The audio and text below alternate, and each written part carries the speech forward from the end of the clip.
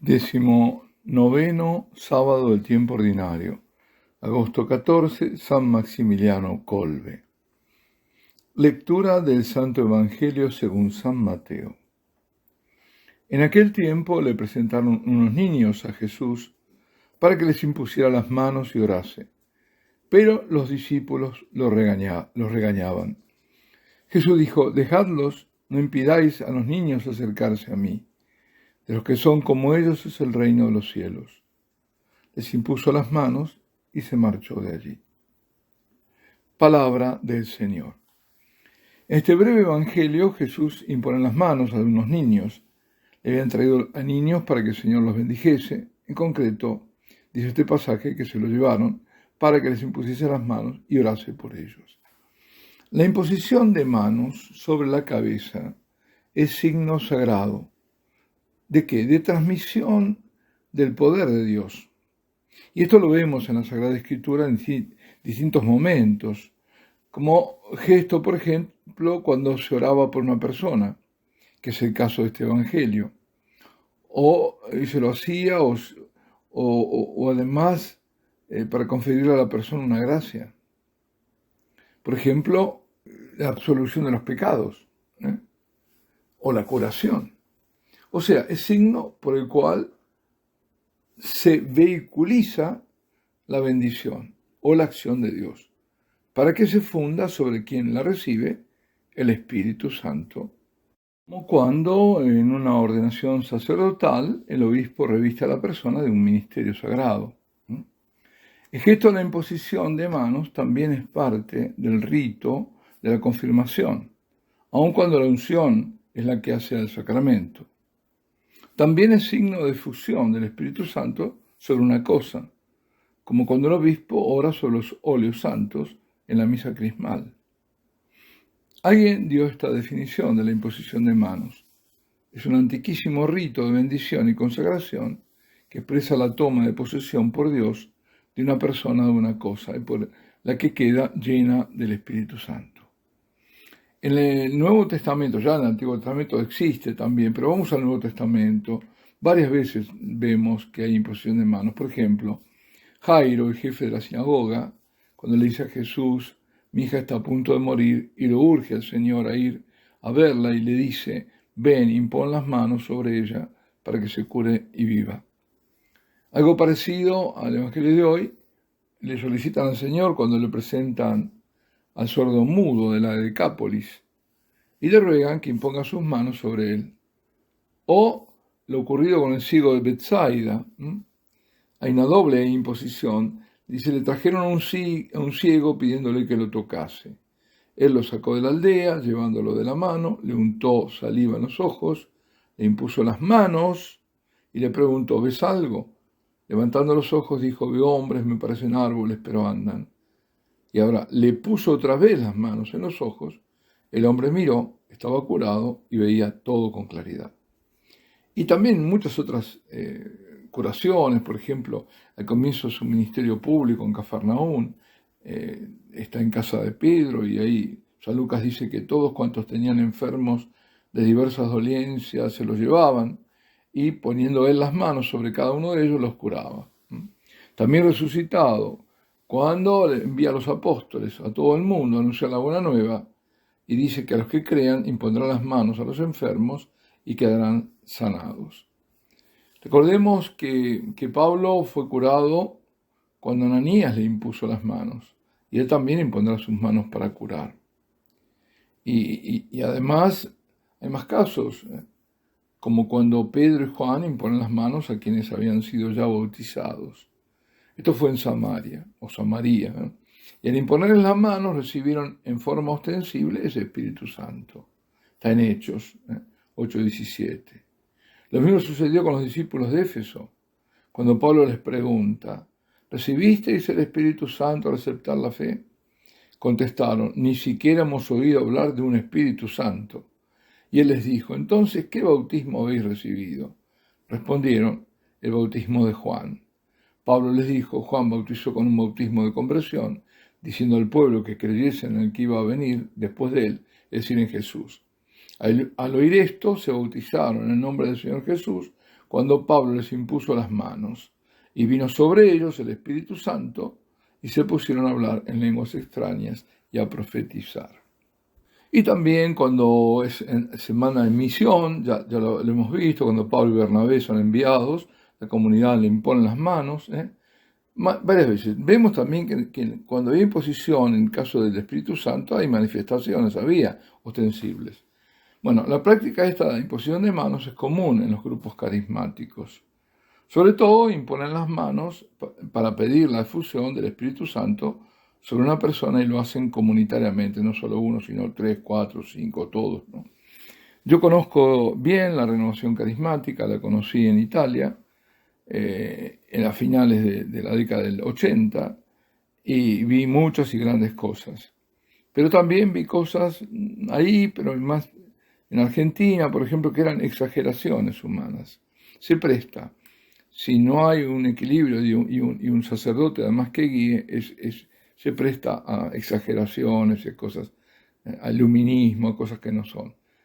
Me permito un consejo: no se hagan imponer las manos de cualquiera, y menos si no es sacerdote. Atención. Bueno, regresando a este evangelio. Los discípulos del Señor interfieren, ¿cierto?, porque son un obstáculo para que los niños se acerquen a Jesús. Y sus palabras son célebres, ¿no? Dejadnos, no impidáis que los niños se acerquen a mí, de los que son como ellos del reino de los cielos. Es decir, nos está diciendo, en el fondo tenemos que ser como niños. En otra ocasión ya lo había dicho, lo dirá, mejor dicho, cuando los discípulos discutían y competían entre ellos, no, eso había sido antes, sí, sobre quién era el mayor en el reino de los cielos. El Señor le dice: en verdad os digo, si no volvierais a ser como los niños, no entraréis en el reino de los cielos. Quien se hiciere pequeño como este niñito, ese es el mayor en el reino de los cielos. Es decir, Dios nos quiere como niñitos. Él es Padre, y nosotros debemos ser como sus pequeños, que no tienen méritos para mostrar, que confían en su Padre, que son indefensos, dependientes totalmente del Padre. Jesús nos exhorta así a la infancia espiritual, porque es el camino para llegar a Él, para entrar en su reino. Esa espiritualidad fue la de Santa Teresita de Lisieux, o si prefieren llamarla Santa Teresa de Niño Jesús y de la Santa Faz.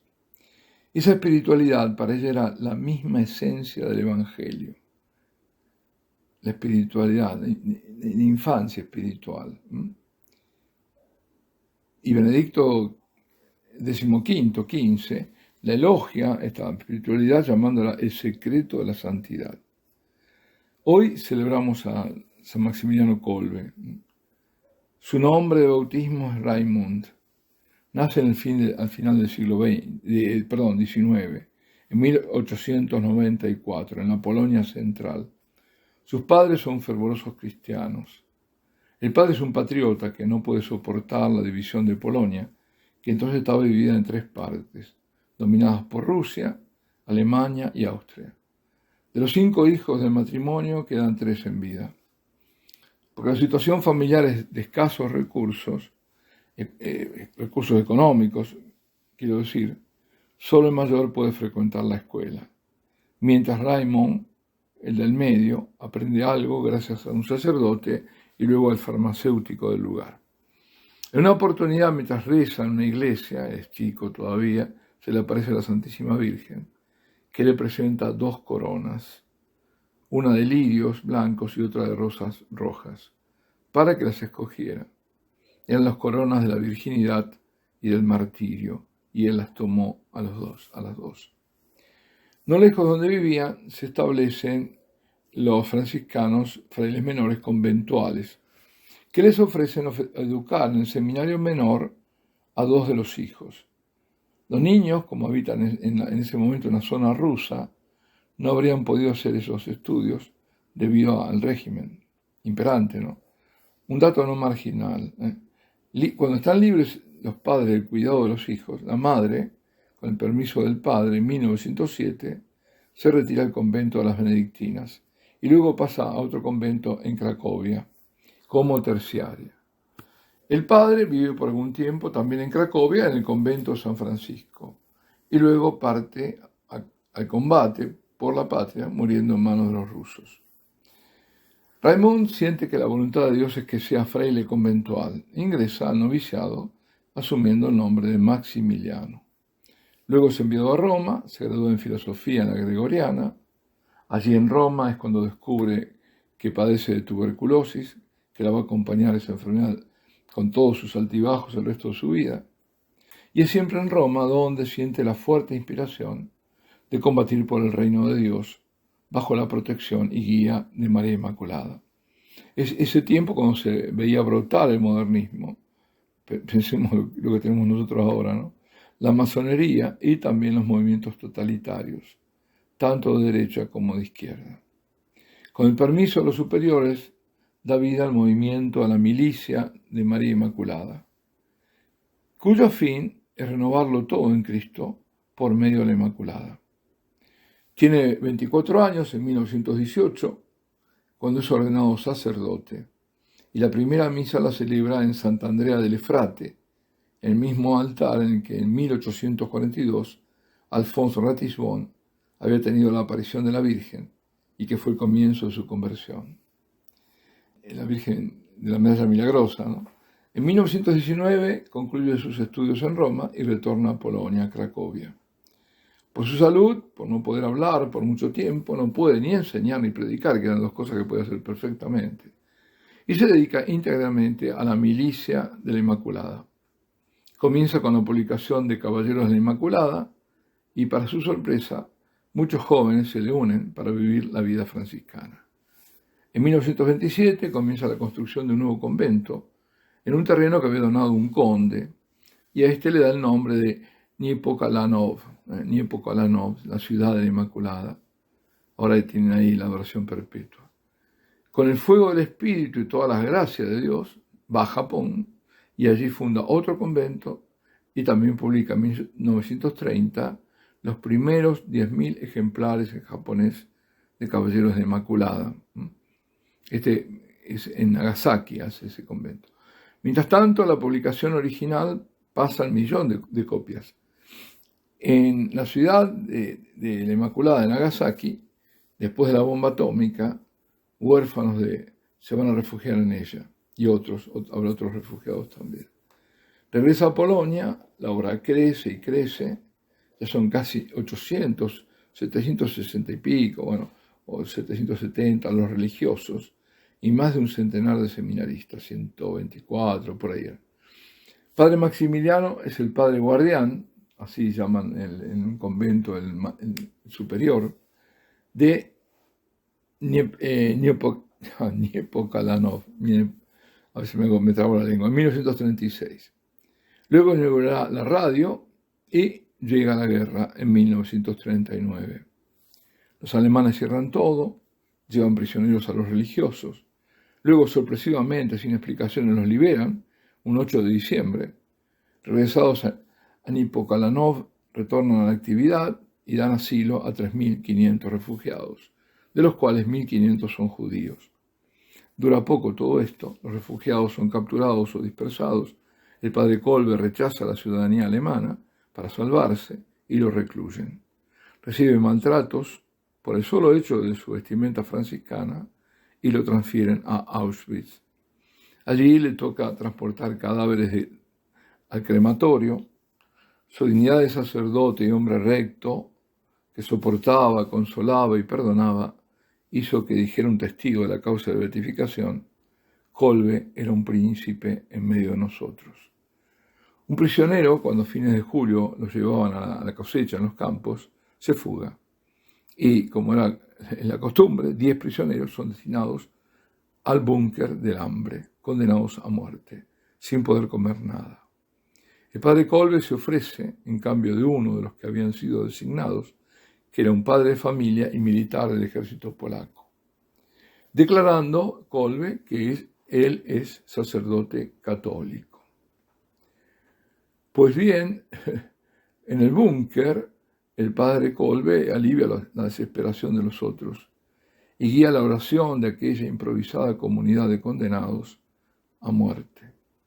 van muriendo uno a uno, resignados, en tanto sus voces se reducen a un susurro. Pasadas 2 semanas, el 14 de agosto de 1941, no todos habían muerto. Entonces los SS deciden acelerar el fin inyectándoles fenol en las venas. El padre franciscano Maximiliano María Kolbe extiende el brazo pronunciando sus últimas palabras: Ave María. Al siguiente día su cuerpo es quemado en el horno crematorio y sus cenizas se mezclan con los otros condenados. Muere como mártir de la caridad. El Santo Papa Juan Pablo II lo llamó patrón de nuestro siglo difícil. El 10 de octubre de 1982 fue proclamado santo en Roma. Además de su memoria que custodia la Iglesia y de su ejemplo, queda su obra. La milicia de la Inmaculada está presente en todo el mundo. El total de miembros son de alrededor de 4 millones de inscritos. Las 2 ciudades de la Inmaculada, en Polonia y en Japón, siguen activas. Los franciscanos de la Inmaculada, lo han escuchado, que fueron fundados en el posconcilio por el padre Stefano Maria Manelli, reconocen en el padre Kolbe un modelo a seguir para la acción evangelizadora al servicio de la Santísima Virgen. Los franciscanos de la Inmaculada es una familia religiosa, con frailes, hermanas, laicos. Desde hace 8 años que están padeciendo una gran prueba, pero confían en la poderosa intercesión de la Santísima Virgen. Pidamos por ellos. Alabado sea Jesucristo, Ave María Purísima. Y la bendición de Dios Todopoderoso, Padre, Hijo y Espíritu Santo, descienda sobre vosotros y permanezca para siempre.